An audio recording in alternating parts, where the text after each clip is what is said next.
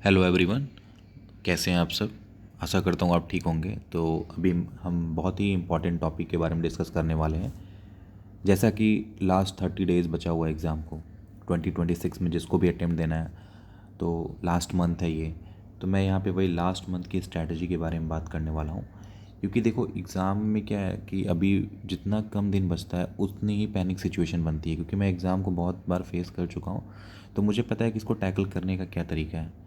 आप धीरे जो नए लोग होंगे वो इससे यूज़ टू नहीं है, तो उनको जो आसपास का जो इन्वायरमेंट होगा वो बहुत पैनिक सिचुएशन क्रिएट कर देता होगा। बट आपको बिल्कुल घबराने की ज़रूरत नहीं है।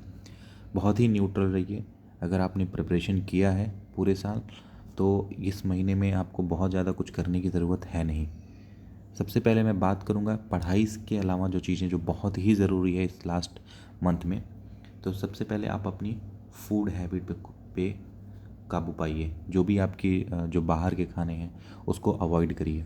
फूड हैबिट बहुत ज़रूरी है। मुझे लगता है कि ये बहुत माइनर चीज़ है, आपको उतनी बड़ी लगती नहीं होंगी, बट एक्चुअली में ये फ़र्क डालेगा। अगर आप एग्ज़ाम के लास्ट मंथ में अगर अगर आपकी तबीयत ख़राब हो जाती है खाना खाने की वजह से, कुछ ऐसे बाहर का खाने से, तो वो पूरा एग्ज़ाम पूरी साल की मेहनत ख़राब कर सकता है।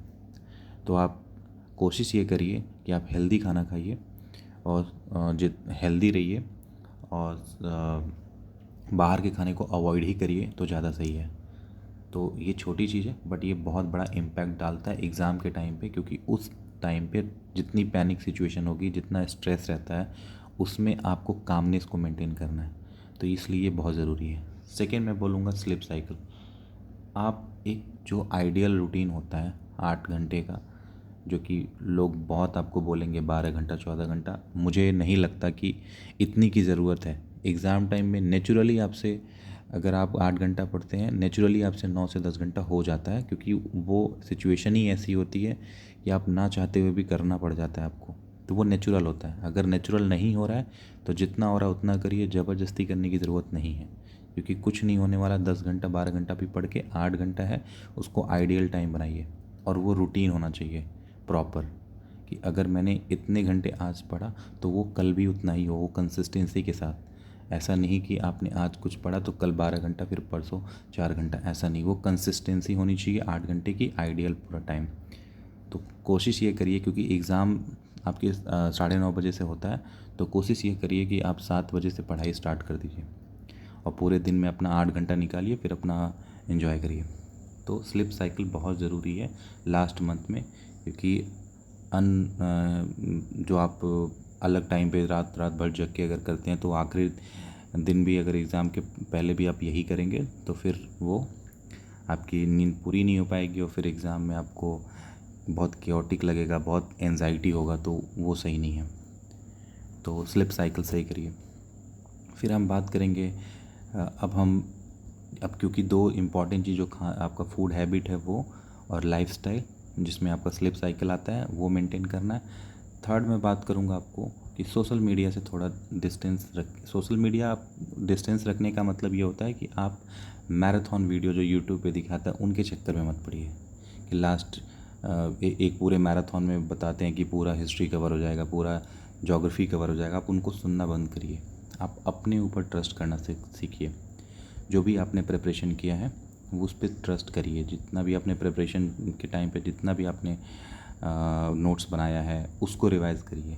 अगर आपके पास हिस्ट्री की नोट्स होगी तो आप हिस्ट्री उसी नोट्स से पढ़िए।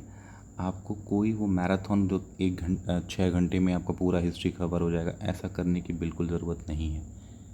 तो ये बिल्कुल इसके पीछे मत पड़िए। सेकंड मैं आपसे बोलूँगा कि जो भी आपके आसपास लोग हैं, जो आपको ऐसा लग रहा है कि जो डराने का माहौल है कि बहुत एग्ज़ाम में ऐसा होता है, कुछ भी नहीं ऐसा है।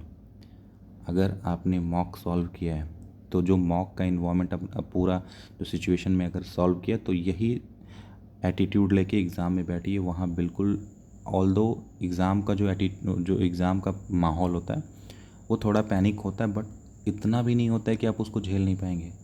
ट्रस्ट में कि वो एग्ज़ाम में जो आप क्वेश्चन देखेंगे, जब आपने रिवीजन किया होगा ना, तो वो क्वेश्चन आपको बहुत इजी लगेंगे। और अगर टफ़ होंगे तो सबके लिए टफ़ होंगे। आपको भी पता है कि 68 यानी 75 के आसपास गया था cut off. 75 exactly 75 cut off गया था 2023 में, क्योंकि पेपर बहुत टफ था। तो पेपर की टफनेस से क्या होता है कि कट ऑफ भी कम जाता है, तो उससे पैनिक होने की ज़रूरत है नहीं। तो सबसे इम्पॉर्टेंट ये है कि आप ज़्यादा सोशल मीडिया और ये सब जो अगल बगल जो इन्वामेंट में जो क्योटिक जो लोग हैं या फिर जो आपको बहुत डरा रहे हैं, इनसे बिल्कुल डरने की ज़रूरत नहीं है। एकदम शांत रहिए। अगर रिवीजन कर रहे हैं आप अच्छे से तो आपको बिल्कुल डरने की ज़रूरत नहीं है। थर्ड, मैं वही रिवीजन पे आता हूँ। रिवीजन में ये है कि आपका जो शॉर्ट नोट्स होगा, जो आप पूरे साल भर मेहनत किए हैं, जिसको बनाए हैं, बस उसको बार बार रिवाइज़ करिए। इतना रिवाइज़ करिए कि आपको अगर उनमें से अगर क्वेश्चन आ रहा है तो आपका कोई गलत ना हो। फोर्थ में बोलूँगा स्टैटिक्स पे पकड़ करिए। जो भी आपका history, geography, polity, economy, science and tech और जो इन्वायरमेंट, ये जो 6 सब्जेक्ट हैं, इन पे आपकी पकड़ होनी चाहिए। और इन पे आपका पूरा जो ये स्टैटिक्स है, ये स्टैटिक्स पे आपकी पकड़ होनी चाहिए, क्योंकि आप स्टैटिक्स के बल पे ही आप एग्ज़ाम निकालेंगे। करंट अफेयर के पीछे बिल्कुल अब मत भागिए। लास्ट 30 डेज बचे हैं, करंट अफेयर्स को छोड़ दीजिए। नहीं हो पा रहा, कोई दिक्कत नहीं है, उससे एग्ज़ाम निकलने वाला भी नहीं है। जो लोग करंट अफेयर्स बोलते हैं ना, अगर रामसर साइट पे क्वेश्चन पूछ रहा है तो लोगों को लगता है कि करंट अफेयर्स का पार्ट है, लेकिन रामसर साइट, नेशनल पार्क, ये सब आपका स्टैटिक का पार्ट है। वो अलग बात है कि जब आप पढ़ेंगे तो इस टाइम पे 98 हो गया तो आपको 98 वाला भी याद करना पड़ेगा कि 98 वाला जो रामसर साइट था वो कहाँ का है, कौन सा है। तो ये आपको याद रखना ही है। तो ये स्टैटिक होता है, ये करंट अफेयर्स का पार्ट नहीं होता है। जो भी करंट अफेयर्स में आ रहा है वो स्टैटिक से ही क्वेश्चन पूछेगा। और बाकी जो बेसिक एलिमिनेशन टेक्निक जो होती है, जो मैं शॉर्ट्स वीडियो भी डाला हूँ, तो वो आपको सीखना है। उससे आप करंट अफेयर्स सॉल्व कर लेंगे, ठीक है। और पहला अजम्पशन लेके मत चलिएगा कि एग्ज़ाम में ऐसा करना वैसा। वो सिचुएशन वहाँ पे डिसाइड हो जाती है, क्वेश्चन देख के, क्वेश्चन पेपर को देख के हो जाता है। फिर मैं बात करूँगा रिवीजन। वो जो आपका शॉर्ट नोट्स है उसको बार बार रिवाइज़ करिए, मल्टीपल टाइम रिवाइज़ करिए, ठीक। तो उसके नेक्स्ट मैं बात करूँगा कि PYQ। आप इस टाइम पे मैं आपसे ये सजेस्ट करूँगा, जो मेरे लिए बहुत यूज़फुल रहा था।